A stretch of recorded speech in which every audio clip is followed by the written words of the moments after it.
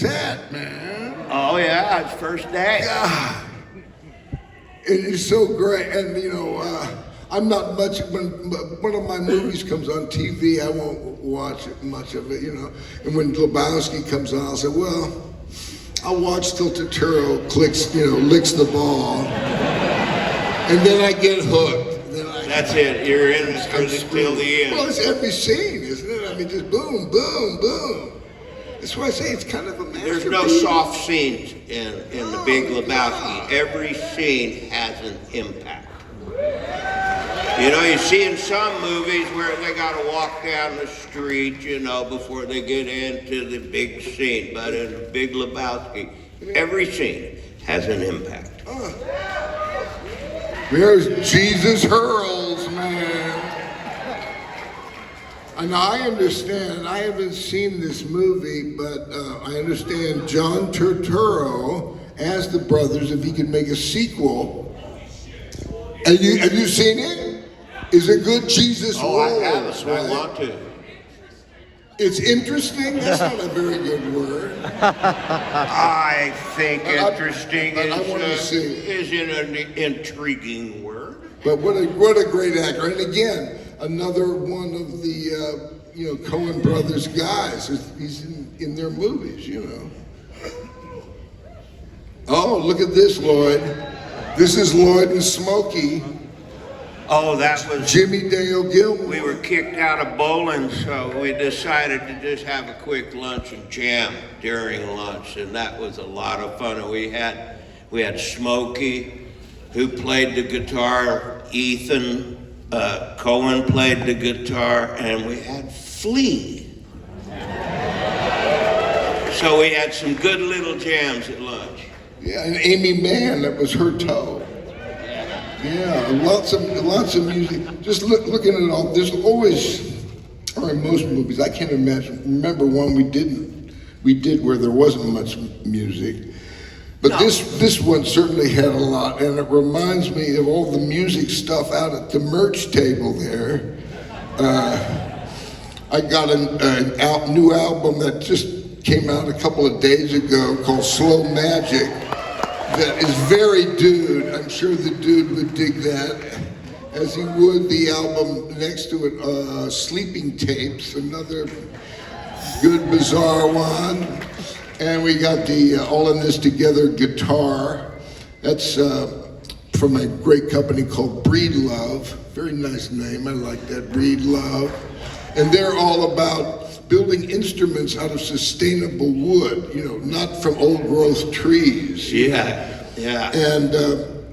And I was talking to Tom Bedell, the owner of the organization, and he said, yeah, but this is just the tip of the iceberg, because people shouldn't, we want people to go in and say, where is this, what wood made this guitar? We want to do that, but we also want people who are buying floors and furniture to ask their guys, where does this wood come from? Because we got to take care of our forests, right? Absolutely. So quite a few of those items out there are going to the Amazon conservation team. It's all about protecting the rainforest and the indigenous people that live in there, protecting it. And also No Kid Hungry. Another heartwarming, great. There's a book out there called The Dude and the Zen Master. And this is a little side story, but it's called The Dude and the Zen Master, so it qualifies to talk about it. I'm going to Ram Dass's birthday party. You know who Ram Dass is? The teacher. And I'm sitting, I got Ram Dass on my right side, and this little guy over here, a guy named Bernie Glassman on my left side. And he says, hi, my name's Bernie Glassman. I just want to let you know I really dug Lebowski. I say, oh, thank you. He says, it's full of koans. You know what a koan is, like what's the sound of one hand, clapping, these Zen kind of sayings. And I say, you're kidding, really? He says, oh yeah, it's chock full of Buddhist stuff, man. I say, what do you mean? He says, well, look who wrote and directed it. The Coen brothers. And he says, it's filled with koans. I said, well, give me another example. He says, well, the dude abides. You know, that's very Buddhistic, you know. I said, yeah, what else? He said, well, shut the fuck up, Donnie. Very classic. And then he said, and my favorite, he says, and it's become my favorite too, is, yeah, well, that's just like your opinion, man. Huh? So Bernie says, let's write a book, man. And I say, okay. We go up to Montana and we spent a couple of weeks up there and wrote this book, The Dude and the Zen Master. And I dug it. I don't know. Anyway, you guys might dig that. Anyway, there's a bunch of, you know, I love being turned on and I love turning people on. That's what that merch thing is all about, you know. So this is stuff I want to turn you guys on to, yeah? Nice gesture. We have a personal, What's this? private, but they didn't put their name on it, but they want your opinion. And it says, my wife is pregnant. What should we name our son? So pick a name. Donnie. There you go. Resurrection.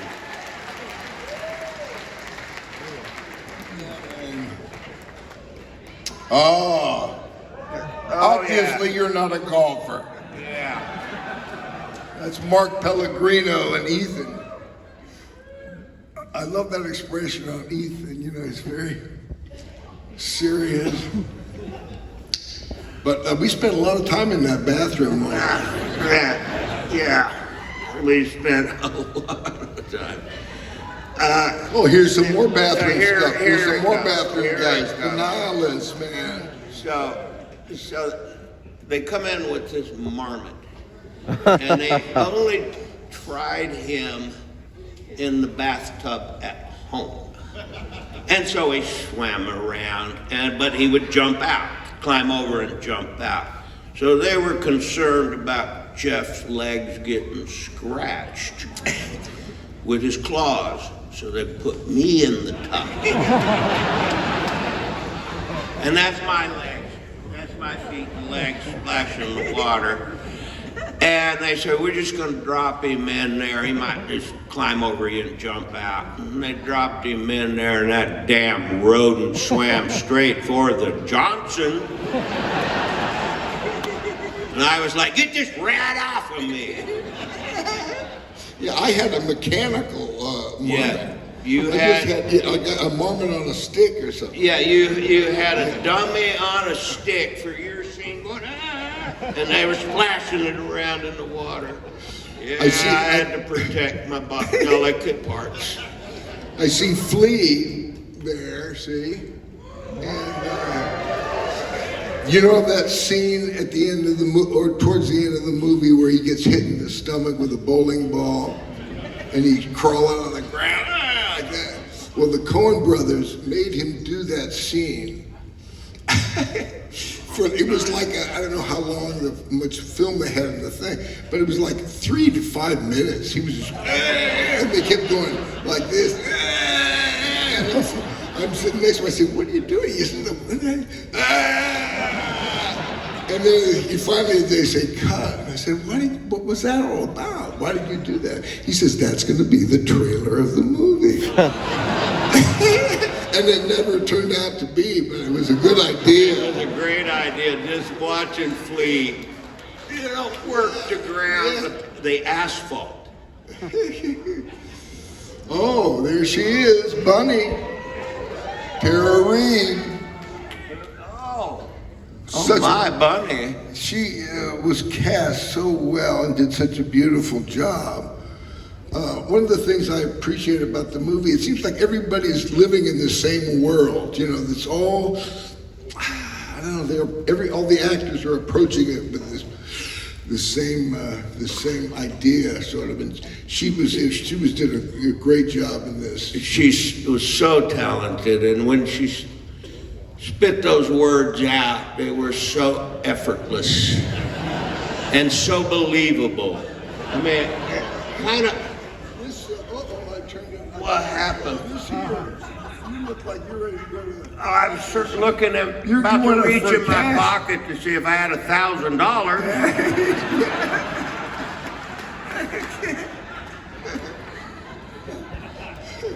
What's this? Oh, Roger Deakins. Oh, Yeah, you man, Lord. what a master, huh? I mean, Yeah. gosh. You know, nothing too fancy. I mean, he can do fancy. Look at all that dream stuff. But he puts the box just where you want it. And just the light. Everything is just right. And Gosh, we it's great. didn't change the lens on the camera. I think he shot the Really? whole thing with a 35 millimeter lens, and only when he got into, or a 37, but only when he got into the car with the Big Lebowski and Grant or Brand and you in the car, did 97% of the movie was shot on one lens. He just moved the camera in or move it back to get those shots. We shot with him in True Grit. He was in, and what was that other movie, 1917? 1917, Oh, that with the kid running with the Yeah. letter, the message, and that long shot. They planned that for weeks, and they rehearsed it for weeks, and it's all one camera, and the camera guys are running backwards with that camera, and they finally get to a crane, and they slide it on the crane, and the crane goes up, and the bombs are going. It was masterful. He is a masterful visionary, Roger, and we've done 2 movies with him. I admire and respect the man. He's got a very dry, acerbic wit that often lends itself to a condescending and put down towards me. But hey, you know what? He's a Brit. I fucking get it. I get it. But oh, there he is, the Big Lebowski. David Huddleston. Man, they were lucky to get that guy to play the part. So good. We did another, again, you know, when you're an actor, one of the fun things about it is you get to, movies are like little lifetimes, you know, and sometimes you're reincarnated in a life with this other guy you just played with. yeah, And 56 years. David and I made a movie called Bad Company. It was Robert Benton's first movie, and David was wonderful in that. Can I tell a story What do you want to tell? about Roger Deakins? Oh, you want to go back to Roger Deakins? Well, Look, I can okay, do all that. right, I've I'm got gonna the make it all technology, about man. Roger Look at Deakins, that. but it was about, we're working on True Grit. And I'm sitting at the monitors with Joel and Ethan, and Roger's on camera on a crane, Jeff's on the horse, and the crane's coming up, and Jeff comes up and he does his lines, and I had an epiphany that Rooster Cogburn is the dude's great-great-grandfather. Boom! It blew my mind, and every time I see True Grit, I'm like, yep, yeah, there's some genealogy there. I thought. Let's see, where were we here? Oh, here. A tragedy and comedy with David. Now, this is something that I can do with this weird camera that I take all these pictures with called a wide lux. It's a panning still camera, so the lens actually pans. There's no focus on the camera, so you just have to focus with depth of field. Now, for you camera guys out there, most of these shots are shot with 3200 ASA film. At 11 is my f-stop, and you can hand hold at 15th of a second with these things. So that's what this kind of shot is, and the lens goes like this. So you have that much time to paint with your shot. It's quite remarkable. And this is an example of that. And speaking of that camera and wanting to share stuff with you guys, this camera is defunct. I mean, the factory burned down about 30 years ago, and my wife Sue and I are now rebuilding that camera with a German outfit called Silver Grain. So you guys can pick that up. If you want to find more about it, go in that QR code thing, and you can learn more about Vent on that. Let's see what's next. Oh, there's Phil. Wow, man. Talk about actors and getting to work with them and plorking and stuff. Oh man, we had a good time together. He really set the tone of the whole film, with the way he played that part, serious comedy. It was just wonderful. The Laughing Man, David Thunder. There were several actors who were just on it, for a day maybe, but what he did for Julianne's character told you just volumes, just that. He laughed so unbelievably. Yeah. And he's acting. But it convinced me. I thought, this guy is the Laughing Man. Let me do a question here. Would Jeff rejoin the Seattle 7 today? Negatory. Really? No. Really? No. Right. One more. You want to ask one more? Well, some of them, they really tried. I just can't read them. But see, you're reading napkins and were stuff. the I want ladies- Jackie Treehorn. Go ahead. Were the ladies in the Jackie Treehorn naked scene wearing merkins? Really? I wouldn't know. I don't know. We were done by the time they were flipping her. We were releasing it. They did that beach scene flipping her up and down. We weren't there, but I'm sure she's natural. All right, should we go do one of these pictures? Let's see. Oh, see Julianne Moore. Oh, what a doll. What a doll. Wasn't she gorgeous in this thing? But she's I think of her as the dude's love interest, they had coitus, right? We got the baby coming according to the stranger, and like we were talking, you're gonna make some Russians, some Caucasians, they're good. And,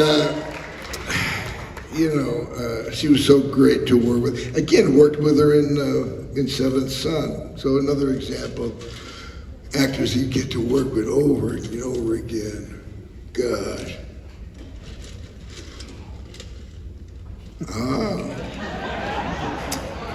Nagelbot.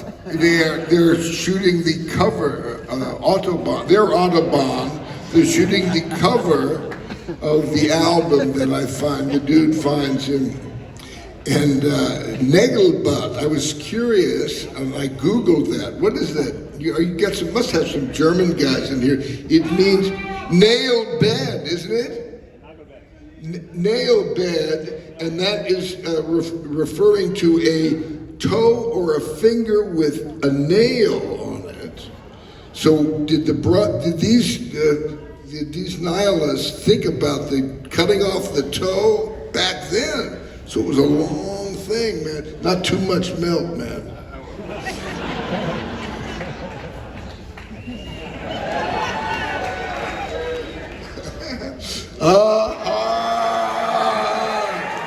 The stranger, Sam Elliott. Oh, man. Wow, we had a great time. God. Now, this is a weird thing, but actors, man, this whole typecasting thing is kind of a drag. Any of you guys remember Sea Hunt?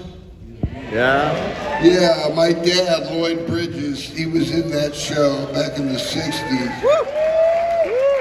He he pulled that off so well, people thought he was a skin diver, right? So he got a lot of skin diving scripts, and that kind of irritated him because he was, a wonderful actor. But he finally got out of that. He kicked that thing. He kind of kicked that around. But Sam was another example of this typecasting thing that's so frustrating for actors. Sam is this iconic cowboy with a mustache. That's boom. He's got that brand. But it's tiring to just keep playing that same part.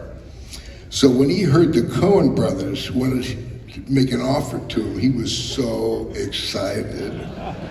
And then he read the script, and it described this cowboy character with a cowboy hat and a mustache, and then in parentheses, looking very much like Sam Elliott. And thank God he didn't let his fear of typecasting stop him from getting in this show, because he was so brilliant, man. But I think it was the movie after this, I got to play the President of the United States. That was thrilling. Talk about, not getting out of typecasting.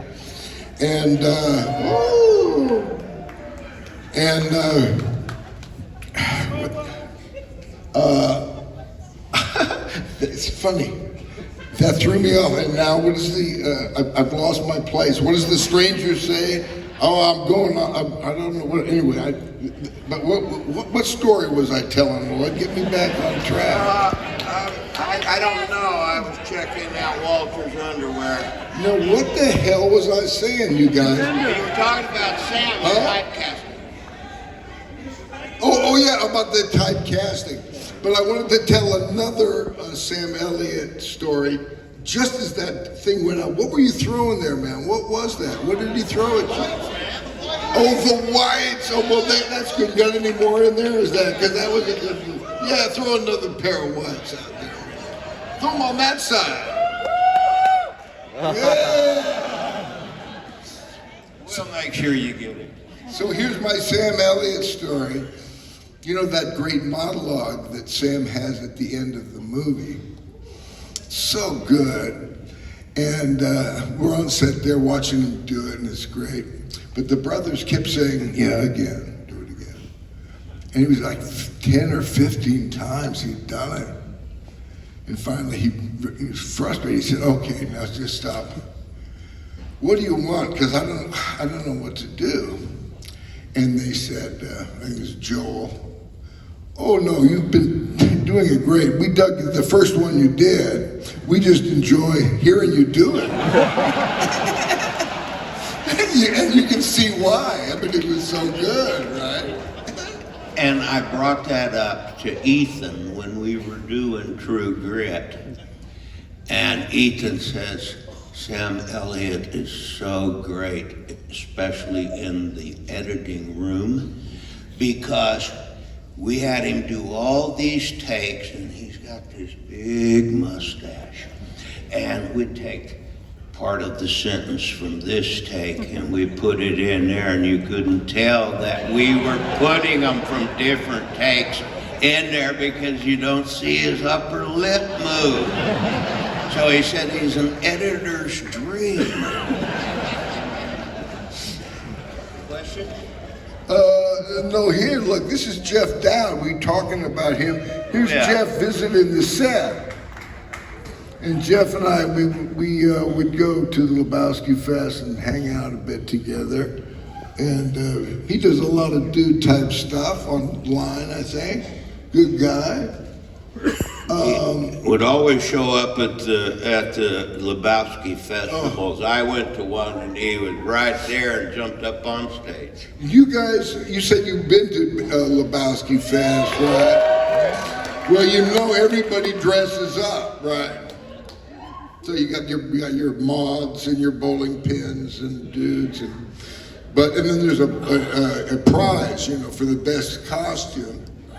The time I went, it was the doodle on Jackie Treehorn's notepad, the boner guy. that one of the best costumes. You guy put a lot of effort into that. Let me ask a Oh, question. you ask a question? Okay. Are you an ordained Dudas, sir? Oh, no, not ordained, no. But no, I did free. see that online No, where they- they yeah, were no. offering.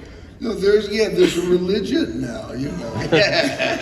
Hey, are you all ordained? Yeah. Yes. No, I'm not ordained. Okay, let's see. What's our next thing? Oh, my fellow Dick, John Polito. Oh, man, yeah. I dug our. Well, I was going to say fight scene, but we never throw any punches. It's the posing, though. You know. And again, another guy who works with the Coen brothers all the time. Jack Keller. There you are. Yeah, another favorite scene. Wasn't it wonderful? God, isn't it? It really is. It just is. And I use this technique whenever I'm uptight, man. I will. And it shakes it up. You know, it shakes the tightness off. As a matter of fact,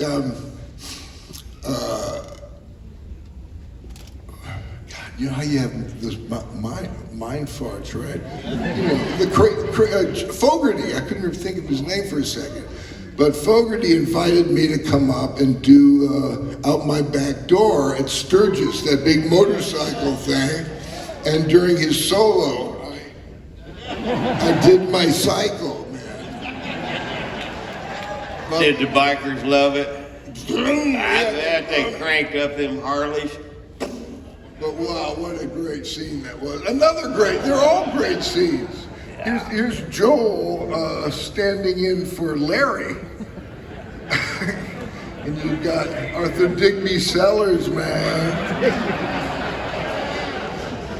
God, and look at that.